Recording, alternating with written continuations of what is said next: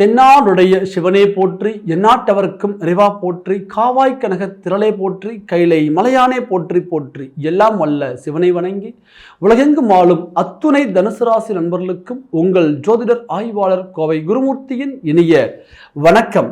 தனுசு ராசி நண்பர்களே, ஜோதிடம் சார்ந்த பல பயனுள்ள சித்தாந்தங்களை தொடர்ந்து பதிவிட்டு வருகின்றோம். அந்த அடிப்படையில் இன்றைய தினம் நாம் காணக்கூடிய தலைப்பு, தனுசு ராசி நண்பர்களுக்கு ராசிக்கு அதிபதியாகிய குரு பகவானுடன் 5ஆம் பாவகத்தையும் 12ஆம் பாவகத்தையும் இயக்கக்கூடிய செவ்வாய் பகவான் இணைகின்றார். இதனுடைய ஒரு அருமையான யோகம் குரு மங்கள யோகம்.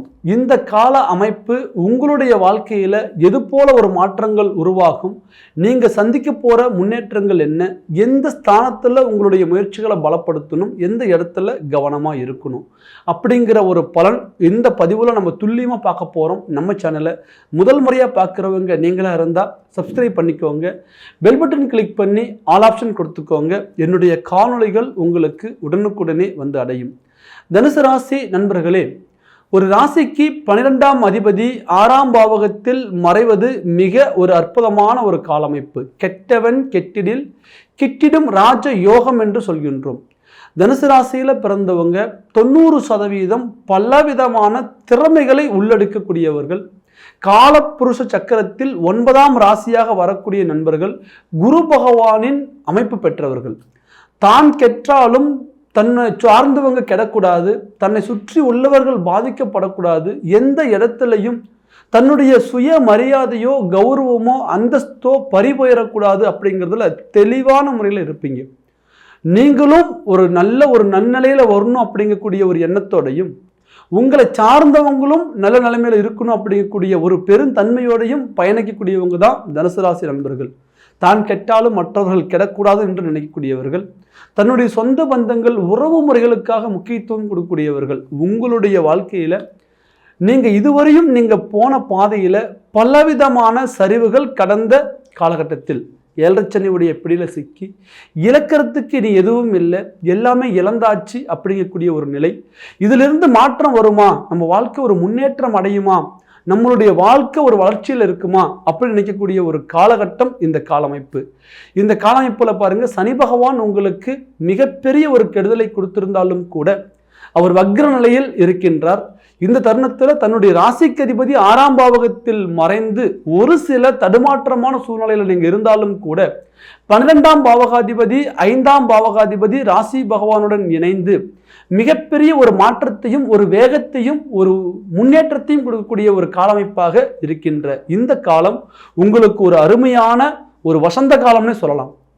நீங்க வாழ்க்கையில எந்த காரியத்தை நீங்க சாதிக்கணும் நீங்க நினைச்சீங்களோ அந்த காரியத்தை தைரியமான முறையில சாதிக்கக்கூடிய ஒரு வாய்ப்புகள் உருவாகும். காரணம் என்ன கேட்டீங்கன்னா, குரு பகவான் 6ஆம் பாவகத்தில் மறைந்து செவ்வாய் பகவானுடன் இணைந்து அவர் பார்க்கின்ற ஸ்தானங்கள் 10 என்று சொல்லக்கூடிய தொழில்ஸ்தானத்தை பார்க்கின்றார். இது மிகப்பெரிய வளர்ச்சிக்கான ஒரு காலம். தன்னுடைய 5ஆம் அதிபதி தன்னுடைய ராசிக்கு அதிபதியுடன் இணையும் பொழுது ஒரு மிகப்பெரிய ஒரு வேகம் உருவாகும். இந்த வேகம் அது உங்களுக்கு தொழில்ஸ்தானத்தில் அந்த பார்வைப்படுறதுனால ஒரு மிகப்பெரிய ஒரு தொழில் மாற்றங்கள் உருவாகும். இதுவரையும் என்னுடைய தொழிலில் ஒரு முன்னேற்றம் இல்லை, ஒரு எதிர்நீச்சலாகவே இருக்கு, ஒரு பெரிய லெவலில் ஒரு வளர்ச்சிகளை கொண்டு போக முடியல, எவ்வளவு தொடர்ந்து நம்ம போராடினாலும் கூட ஒரு குறிப்பிட்ட ஒரு கட்டத்துக்கு மேல நம்மளால அந்த தொழிலை இம்ப்ரூவ் பண்ண முடியல அப்படி நினைக்கக்கூடிய ஒவ்வொரு தனுசு ராசி நண்பர்களுக்கும் தொழில் முறையில ஒரு வேகத்தை அதிகப்படுத்தக்கூடிய ஒரு வாய்ப்பு இருக்கக்கூடிய, தொழிலில் புது விதமான யோசனைகளை உள்ள கொண்டு வரக்கூடிய ஒரு வாய்ப்பு, பார்ட்னர் வகையில நல்ல ஒரு இணக்கங்கள் வரக்கூடிய ஒரு காலமாக இந்த காலம் இருக்கும். நிறைய நண்பர்களுக்கு பாருங்க, தன் கூட இருப்பவர்களே தனக்கு எதிரி. நீங்க கடந்த காலகட்டத்தில் மற்றவர்களால் பாதிக்கப்பட்டதை விட தன் கூட இருந்த உறவுகள், நண்பர்கள், தொழில் பார்ட்னர் வகையில் இருந்தவங்க இவங்களாலேயே பாதிக்கப்பட்டீங்க. ஸோ இந்த பாதிப்புக்குள்ள இருந்து நீங்க அழகா வெளியில வரக்கூடிய ஒரு தருணம் இந்த தருணம்.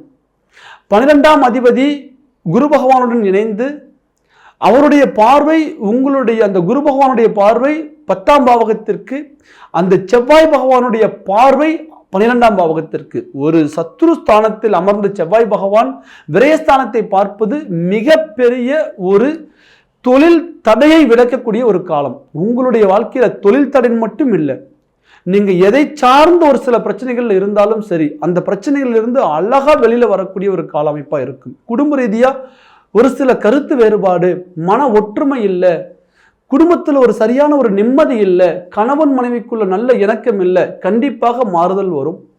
அதே போல பொருளாதாரத்தில் நல்ல வளர்ச்சிகள் இல்லை, எவ்வளவு சம்பாதிச்சாலும் கடன் குறையவே மாட்டேங்குது. கண்டிப்பா இந்த நேரத்தில் உங்களுடைய கடன் சுமைகள் குறையும். எதிரிகளிடமிருந்து நமக்கு ஒரு விடுதலை கிடைக்கவே இல்லை. நம்ம ஒரு காரியம் செய்யலான்னு போலான்னு கூட நமக்கு ஆகாதவங்க அந்த காரியத்தை தடங்கல் பண்றாங்க. நமக்கு கிடைக்கக்கூடிய ஒரு நல்ல பலனை அவங்க தடங்கல் பண்றாங்க. வரக்கூடிய வாய்ப்புகளை தட்டி பறிக்கிறாங்க. கிடைக்கக்கூடிய பணத்தை பார்த்தீங்கன்னா தடங்கல் பண்றாங்க. நீங்க பார்த்து உதவி பண்ண காலம் போய் இன்னைக்கு நமக்கு யாராவது உதவி பண்ணுவாங்களா நம்ம நினைக்கிறோம்.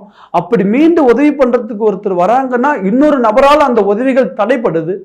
கொஞ்சம் யோசிச்சு பண்ணுங்க, அவருடைய நிலைமை இப்போ கொஞ்சம் சரியில்லை அப்படியக்கூடிய அந்த ஒரு சொல் தன்னுடைய வாழ்க்கையுடைய வளர்ச்சியை அப்படியே டிராபேக் ஆகிற அளவுக்கு கிடைக்கக்கூடிய பணம் நமக்கு தடங்கல் ஆகுது. இதை தாண்டி நம்ம ஒரு வங்கியில போய் ஒரு லோன் கேட்டிருந்தாலும் கூட அந்த லோன் நமக்கு தடங்கல். வரக்கூடிய தன வரவு எந்த வகையிலிருந்து நமக்கு வரக்கூடிய சூழ்நிலையில் இருந்தாலும் அது தடங்கல் ஆகுது. 100% அந்த தடங்களை இந்த நேரத்தில் உடைச்சி மேலே வரக்கூடிய ஒரு வாய்ப்புகள் உண்டு. இதை தொழிற்ஸ்தானத்தில் நீங்க விருத்தி பண்ணி கொண்டு வருவீங்க. சரி, இப்போ நமக்கு பொருளாதார நிலையில நெருக்கடி இருக்கிறோம், பொருளாதாரம் பெருகுமா? எது எப்படி இருந்தாலும் எல்லா பிரச்சனைகளுக்கும் இங்க தீர்வு பணமே. அந்த தனத்தை ஈட்டக்கூடிய காலகட்டமாக இருக்குமா? தனஸ்தானாதிபதி சனி பகவான் உங்களுக்கு 3ஆம் பாவகத்தில் வக்ர நிலையில் உள்ள இந்த காலகட்டத்தில் குரு பகவானது 9ஆம் பார்வையாக உங்களுடைய தனஸ்தானத்திற்கு படுகின்றது. இந்த ஸ்தானத்துல பாருங்க 5ஆம் அதிபதி குரு பகவானுடன் சேருகிறார். இது ஒரு அற்புதமான ஒரு அமைப்பு. பண வரவுகள் உருவாகும். சார், பல நாளா எனக்கு வராத பணம் இப்ப கிடைச்சதுன்னு நீங்க சொல்லுவீங்க. அதே நேரத்துல வருமா வராதுன்னே தெரியல, இதுக்கு மேல அதுக்கான வாய்ப்பே இல்லை அப்படிங்கிற தனம் உங்களை தேடி வரும். இழந்த செல்வங்களை மீண்டும் திரும்ப பெறுவீங்க. அதே போல பூமி சார்ந்த வளர்ச்சிகள் நிறைய இருக்கும். செவ்வாய் பகவான் தன்னுடைய ராசிக்கு அதிபதியுடன் இணைகின்றார். சார், ஒரு பூமி மேல நான் ஒரு முதலீடு போட்டிருக்கேன், அது பல நாளா அப்படியே ஒரு வேல்யூவேஷன் ஏறாம முடங்கி நிற்குது. இந்த நேரத்துல அந்த பூமிக்கு ஒரு உயிர் கிடைக்கும். அதனால உங்களுக்கு ஒரு லாபகரமான ஒரு வளர்ச்சிகள் கிடைக்கும். பல நாளா சிக்கல்ல இருக்கு, ஏதாவது ஒரு பெரிய லெவல்ல ஒரு முதலீடு போட்டுட்டோம், ஆனா அந்த இடத்துல இருக்கக்கூடிய ஒரு பிரச்சனைகள் அது தீரவே மாட்டேங்குது. அது பார்ட்னர் வகையில இருக்கலாம் அல்லது லீகலா இருக்கலாம். எதை சார்ந்த அந்த இடங்கள் தடங்களாக இருந்தாலும் 100% தடங்கள் உடைபடும். சொத்துக்களால உங்களுக்கு பெரிய லெவல்ல லாபகரமான ஒரு மாற்றம் இருக்கும். சார், நாங்கள் ஒரு பூமியை விரயம் பண்ணலாம்னு நினைக்கிறோம், இருக்கிற பிரச்சனைக்கு எதாவது கொடுத்துட்டாவது நம்ம ரிலீவ் ஆகலாம்னு நினைக்கிறோம், அது கூட நடக்க மாட்டேங்குது அப்படி நினைக்கக்கூடியவங்களுக்கு 100% இந்த நேரத்தில் பூமி அழகான முறையில் மாற்றம் அடையும். அதனால தனலாபங்கள் பெருகும்.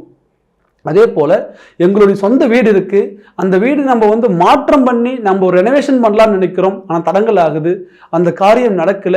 100% இந்த நேரத்தில் உங்களுடைய அந்த புது மனை கட்ட ஆரம்பிப்பீங்க அல்லது இருக்கிற வீட்டையே ரெனோவேஷன் ஒர்க் செய்யக்கூடிய ஒரு வாய்ப்புகள் உங்களுக்கு அமையும். இந்த மனை சார்ந்து எடுக்கக்கூடிய அத்துணை முயற்சிகளும் இந்த நேரத்தில் பலப்படும். அதே போல செவ்வாய் பகவானது பார்வை பாருங்க, உங்களுடைய ராசிக்கு 9ஆம் பாவகத்தை பார்க்கின்றார்.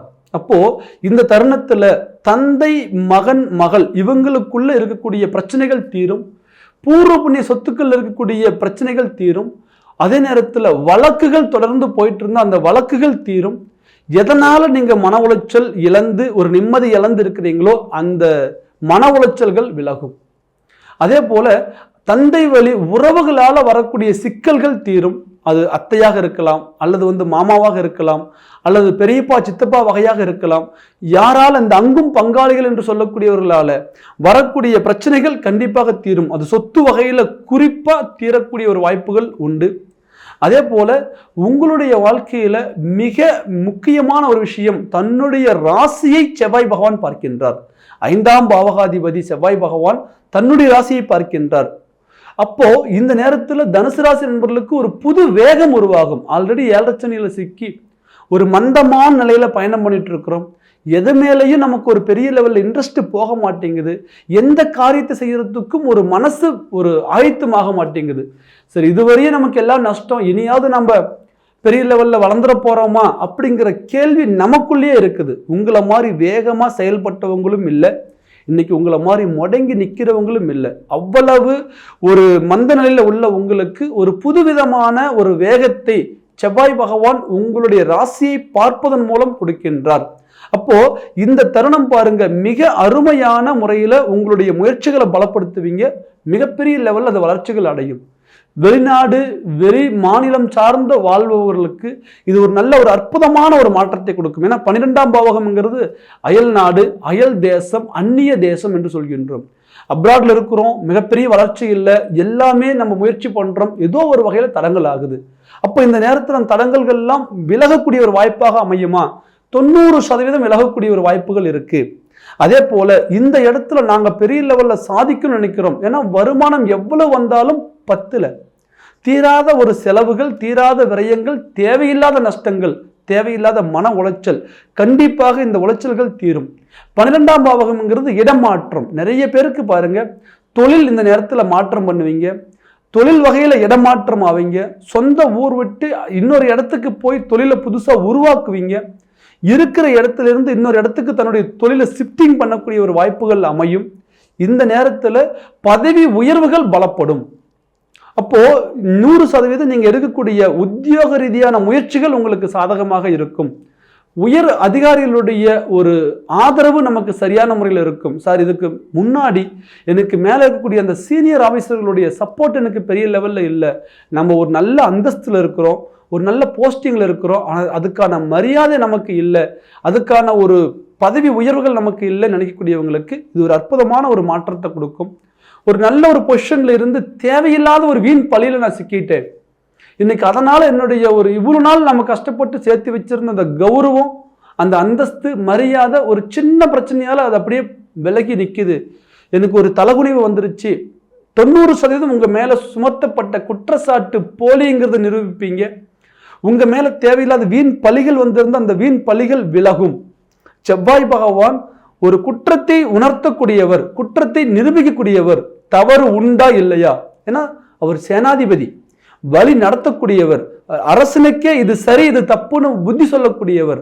ஆக இந்த நேரத்தில் உங்க மேல சுமத்தப்பட்ட வீண் பழிகள், அது மனைவியா இருந்து உங்க மேல சுமத்தி இருந்தாலும், அல்லது தன்னுடைய குழந்தைகளா இருந்து உங்க மேல சுமத்தி இருந்தாலும், உறவுகளால சுமத்தி இருந்தாலும், உத்தியோக ரீதியா சுமத்தி இருந்தாலும், எந்த உறவுகள் வழியே வந்திருந்தாலும் கண்டிப்பா அது விலகும். ஒரு மனைவியா இருந்தா கணவன் வகையில எந்த வகையில பாதிப்பு நீங்க உருவாக்கி இருந்தாலும், எந்த வகையில வீண் பழிகள் நீங்க அடைஞ்சிருந்தாலும் கூட ஒரு தெளிவான நிலையை கொடுத்து உங்க மேல சுமத்தப்பட்ட அந்த குற்றச்சாட்டு இல்லைங்கிறத நீங்க ப்ரூவ் பண்ணி வெளியில வருவீங்க.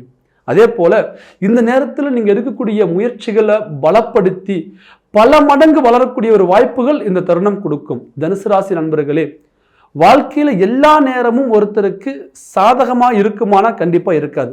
அப்போ ஒரு குறிப்பிட்ட காலகட்டங்கள் நமக்கு சாதகமான ஒரு வாய்ப்புகள் அமையும். அப்படி 2024 ஜூலை மாதம் 13ஆம் தேதி முதல் ஆகஸ்ட் மாதம் 25ஆம் தேதி வரை சரியாக 45 நாள் சனி பகவான் வக்ர நிலையில் உள்ள இந்த தருணத்தில் செவ்வாய் பகவான் தன்னுடைய ராசிக்கு அதிபதியுடன் சேரும் பொழுது மிகப்பெரிய ஒரு மாற்றங்கள் உருவாகக்கூடிய ஒரு நிலை. இந்த நிலையில உங்களுடைய முயற்சிகளை பலப்படுத்துங்க. நீங்க அடுத்தடுத்து போகக்கூடிய ஒரு பாதைகள் உங்களுக்கு படிப்படியான வெற்றியை கொடுக்கும். இந்த தருணத்தில் நீங்க பார்த்துக்க வேண்டியது உங்களுடைய சுய ஜாதகம் சாதகமாக இருக்கின்றதா. ஏன்னா ராசிக்கு இது எல்லாமே சுப பலன்கள் இருந்தாலும் கூட லக்னத்தையும் சீர்தூக்கி பார்க்க வேண்டும், திசா புத்திகளையும் சீர்தூக்கி பார்க்க வேண்டும்.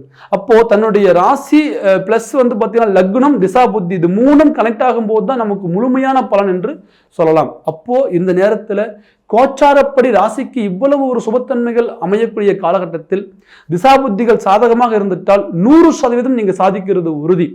ஆக இந்த தருணத்தில் உங்களுடைய திசா புத்திகள் சாதகமா இருக்கா இல்லையான்னு பார்த்து நீங்க அடுத்த முடிவுகளை எடுத்து வைங்க. அப்படி துல்லியமா பார்க்கணும்னு நினைக்கக்கூடியவங்க கீழே இருக்கிற நம்பருக்கு ஃபோன் பண்ணுங்க, உங்களுடைய முன்பதிவை பதிவு பண்ணுங்க, உங்களுடைய ஜாதகத்தை வாட்ஸ்அப் பண்ணுங்க. உங்களுக்கான பலன்களை இன்னும் துல்லியமா தெரிஞ்சு நீங்க அடுத்தடுத்து உங்களுடைய இலக்குகளை நோக்கி போகும் பொழுது உங்களுடைய வாழ்க்கை மிகப்பெரிய ஒரு மாற்றத்தையும் ஒரு வளர்ச்சியையும் உருவாக்கும். அதே நேரத்தில் கவனமா இருக்க வேண்டிய ஒரு இடங்கள், தொழில் முறையில் நீங்கள் எடுக்கக்கூடிய ஒவ்வொரு முடிவுகளுக்கு முன்னாடியும் ஒரு தடவை யோசித்து நீங்கள் இந்த நேரத்தில் முடிவு பண்ணுங்க. அதே போல் குடுக்கல் வாங்கல்ல கொஞ்சம் கவனமாக இருங்க. வண்டி வாகனத்தில் கொஞ்சம் கவனம் தேவை. குலதெய்வ வழிபாடு எடுக்கிறது இந்த நேரத்தில் ரொம்ப சிறப்பாக இருக்கும். மீண்டும் ஒரு அழகான தருணத்தில் உங்களை சந்திக்கும் வரை உங்களிடமிருந்து விடைபெறுவது உங்கள் ஜோதிடர் ஆய்வாளர் கோவை குருமூர்த்தி. நன்றி, வணக்கம்.